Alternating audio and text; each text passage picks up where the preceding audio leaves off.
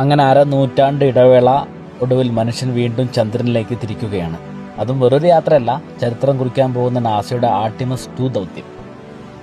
ഫ്ലോറിഡയിലെ Kennedy space സെന്ററിൽ നിന്നും ആകാശത്തേക്ക് കുതിച്ചുവരാൻ തയ്യാറെടുക്കുന്ന ഈ പേടകത്തിൽ 4 ധീരരായ യാത്രികരും ഉണ്ട്.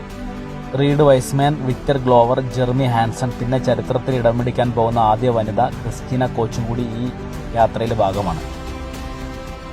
10 ദിവസം നീളുന്ന ഈ യാത്രയുടെ ലക്ഷ്യം കേവലം ചന്ദ്രനെ ചുറ്റുക മാത്രമല്ല, ചൊവ്വയിലേക്കുള്ള നമ്മുടെ ഭാവി കുതിപ്പിനെ ചന്ദ്രനെ ഒരു ഇടത്താവളമാക്കുക എന്നതുകൂടിയാണ്. നമ്മൾ എല്ലാവരും ആവേശത്തോട് കാത്തിരിക്കുന്ന ഈ വിസ്മയ കാഴ്ച മനുഷ്യരാശിയുടെ തന്നെ പുതിയൊരു തുടക്കം കൂടിയായിരിക്കും. ഇതിനു മുമ്പും നാസ 1972 ഡിസംബറിൽ നാസയുടെ അപ്പോളോ 17 എന്ന് പറഞ്ഞൊരു ഉപഗ്രഹം വിക്ഷേപിച്ചിട്ടുണ്ട്.